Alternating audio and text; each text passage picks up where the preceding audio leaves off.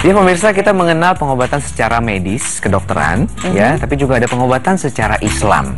Ternyata itu sudah ada sejak zaman Rasulullah, ya. Oke, dan pengobatan apa aja itu langsung aja kita saksikan tayangannya berikut ini. Silakan.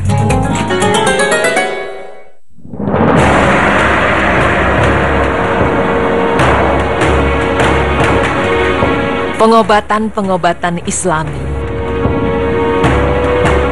Dunia pengobatan sejak dulu selalu berjalan seiring dengan kehidupan manusia. Karena sebagai makhluk hidup, manusia amatlah akrab dengan berbagai macam penyakit ringan maupun berat. Keinginan untuk berlepas diri dari berbagai penyakit itulah yang mendorong manusia berupaya menyingkap berbagai metode pengobatan. Pemirsa beriman, dengan berkembangnya ilmu pengetahuan menuntun kepada penemuan-penemuan baru yang tak bisa lagi dihitung jumlahnya. Hal ini bisa dilihat pada berbagai perkembangan dunia medis dan kesehatan. Namun, berkembangnya dunia medis ditunjang juga dengan berkembangnya penyakit-penyakit yang menyerang tubuh kita. Sementara itu, banyak dari kita yang tidak menyadari bahwa Allah Subhanahu wa Ta'ala tidak pernah menciptakan manusia dengan ditinggalkan begitu saja tanpa ada aturan darinya.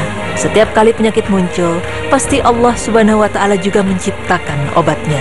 Sebagaimana sabda Rasulullah SAW, tidaklah Allah Subhanahu wa Ta'ala menurunkan suatu penyakit, melainkan Dia turunkan penyembuhnya. Hadis riwayat Al-Bukhari dan Ibnu Majah. Tanpa kita sadari pula, sebenarnya ajaran Islam yang diajarkan Rasulullah SAW bukan hanya memberi petunjuk tentang peri kehidupan dan tata cara ibadah kepada Allah Subhanahu wa Ta'ala, namun juga memberikan banyak petunjuk praktis yang dapat digunakan untuk menjaga keselamatan lahir dan batin, termasuk juga berkaitan dengan terapi dan lain-lain. Lalu, seperti apakah pengobatan-pengobatan Islam sesuai kaidah yang dibawa Rasulullah SAW? Berikut tim Berita Islam di masa kini memaparkannya. Pemirsa, sesungguhnya iman kepada Allah dan para Rasul adalah akidah yang tertanam dalam hati, merupakan solusi pengobatan yang terpenting bagi hati, yakni bagi penyakit jiwa. Sedangkan untuk penyakit jasmani, kita bisa menengok metode pengobatan Rasulullah SAW. Istilah tibun nabawi yang dimunculkan oleh para dokter muslim sekitar abad ke-13 Masehi untuk menunjukkan ilmu-ilmu kedokteran yang berada dalam bingkai keimanan pada Allah sehingga terjaga dari kesyirikan, tahayul, dan khurafat. Dari Ibnu Abbas, bahwasanya Rasulullah SAW bersabda, kesembuhan bisa diperoleh dengan 3 cara, dengan meminum madu, dengan pembekaman, dengan kai atau besi panas, dan aku melarang umatku menggunakan pengobatan dengan besi panas. Hadis riwayat Al-Bukhari 5683, Ahmad, Ibnu Majah, dan Al-Bazar. Pada saat itu dikenal 2 pengobatan, yaitu dengan madu dan dengan bekam. Setelah itu baru mulai ditemukan beberapa pengobatan Islami lainnya, yaitu melalui Al-Quran, ruqyah, maupun dengan habbatus sauda. Madu dan lebah memiliki keistimewaan yang luar biasa, sehingga tercantum pada surat dalam Al-Quran. Khasiat utama dari madu adalah salah satu obat untuk kesehatan, sebagaimana dalam firman Allah Subhanahu wa Ta'ala yang artinya, dari perut lebah itu keluar minuman madu yang bermacam-macam warnanya.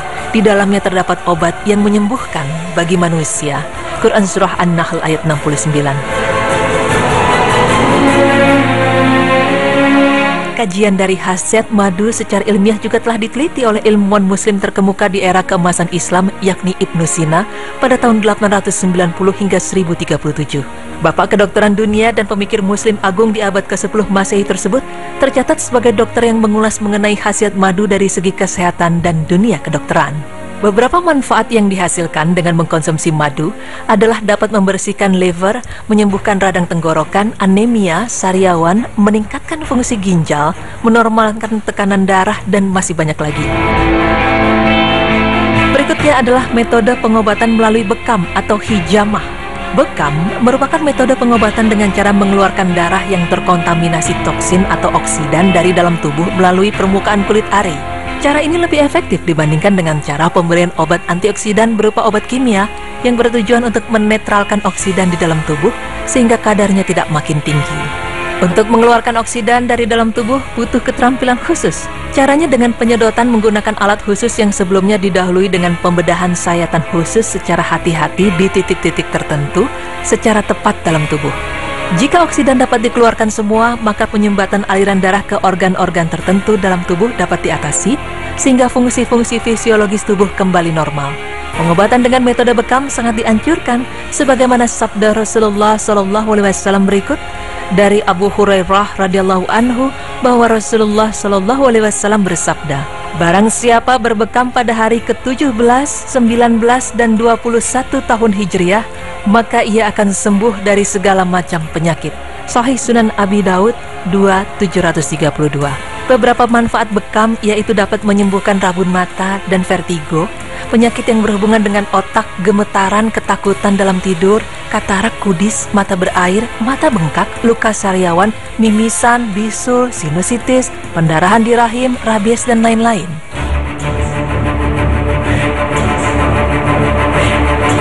Pengobatan dengan cara ruqyah juga merupakan pengobatan yang sangat mujarab.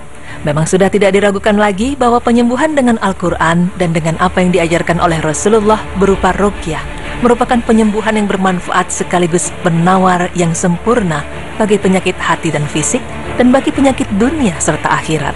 Bagaimana mungkin penyakit tersebut mampu melawan firman-firman Allah yang jika firman-firman itu turun ke gunung, maka ia akan memporak-porandakan gunung-gunung. Oleh karena itu tidak ada satu penyakit hati maupun penyakit fisik yang tidak ada penyembuhnya. Ruqyah juga memiliki khasiat medis yang luar biasa. Penyakit yang diderita seseorang bukan hanya disebabkan oleh sesuatu yang bersifat lahir, namun juga sesuatu yang bersifat tersembunyi.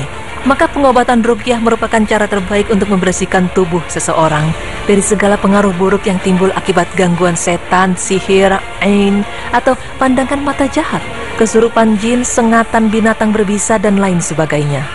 Bukan hanya pengobatan dengan madu, bekam, maupun metode ruqyah saja pemirsa, namun ada satu tanaman yang dapat menyembuhkan segala macam penyakit, sebagaimana yang dijelaskan dalam sabda Rasulullah SAW yang artinya, hendaknya kalian mengkonsumsi habatus saudah atau jintan hitam, karena habatus saudah mengandung obat untuk segala jenis penyakit kecuali as-sa'am atau kematian. Hadis riwayat Al-Bukhari, Muslim, At-Tirmizi, Ahmad, dan Ibnu Hibban. Ya, tanaman tersebut adalah habatus sauda atau yang biasa dikenal dengan jintan hitam. Jenis tanaman semak belukar ini tumbuh liar pada setiap musim di beberapa kawasan seperti di utara Afrika, Asia, dan Jazirah Arab.